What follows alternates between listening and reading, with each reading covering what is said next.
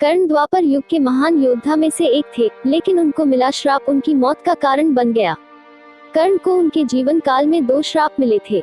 उन्हें पहला श्राप उनके गुरु भगवान परशुराम ने दिया था, जबकि दूसरा श्राप एक ब्राह्मण ने दिया था। कर्ण को बचपन से ही धनुर्धर बनने की चाहता थी, लेकिन सूत पुत्र होने के कारण कोई उन्हें शिक्षा नहीं देता था। जब वह धनुर्विद्या सीखने के लिए गुरु द्रोणाचार्य के पास जाते हैं, तो वह भी कर्ण के सूत पुत्र होने के कारण उसे धनुर्विद्या देने से मना कर देते हैं। इससे कर्ण निराश होकर भगवान परशुराम के पास पहुंच जाते हैं, लेकिन भगवान परशुराम भी सिर्फ ब्राह्मणों को ही विद्या देते थे। अब कर्ण किसी भी तरह से धनुर्विद्या सीखना चाहता था, तो वह भगवान परशुराम से झूठ बोलता है कि वह ब्राह्मण है। भगवान परशुराम भी कर्ण को ब्राह्मण समझकर उसे शिक्षा देने लगते हैं। जब कर्ण की शिक्षा खत्म होने वाली होती है, तब एक दिन उनके गुरु भगवान परशुराम दोपहर के समय कर्ण की जंघा पर सिर रखकर आराम कर रहे होते हैं। थोड़े समय बाद वहां एक बिच्छू आता है, जो कर्ण की जंघा पर काट लेता है। अब कर्ण सोचता है कि अगर वह हिला या बिच्छू को हटाने की कोशिश की तो गुरु परशुराम की नींद टूट जाएगी। इसलिए वह बिच्छू को हटाने की बजाय उसे डंक मारने देता है। कर्ण काफी समय तक बिच्छू के डंक से होने वाले दर्द को सहता रहता है। फिर जब कुछ समय बाद गुरु परशुराम नींद से उठते हैं, तो वह देखते हैं कि कर्ण की जांघ से खून बह रहा है।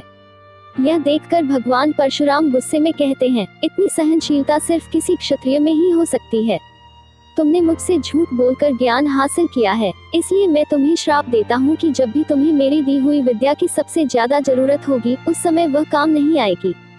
इससे निराश होकर कर्ण अपने गुरु से कहता है कि वह स्वयं नहीं जानता कि वह किस वंश और कुल का है। ऐसे में वह सारी बातें अपने गुरु परशुराम को बताते हैं। यह जानने के बाद भगवान परशुराम को श्राप देने पर पछतावा होता है, लेकिन दिया हुआ श्राप वापस नहीं लिया जा सकता था। इसलिए वह अपना विजय धनुष कर्ण को वरदान के रूप में देते हैं। इसके बाद कर्ण भगवान परशुराम के आश्रम से विदा लेते हैं। इस घटना के कुछ वर्षों बाद एक दिन कर्ण जंगल में किसी अत्याचारी राक्षस का पीछे रहे होते हैं।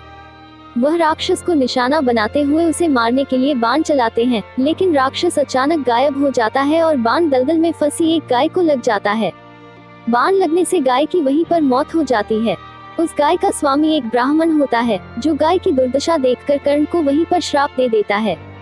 श्राप में ब्राह्मण कहता है कि जिस तरह तुमने एक असहाय गाय को मारा है, ठीक उसी तरह ही एक दिन तुम्हारी भी मृत्यु होगी।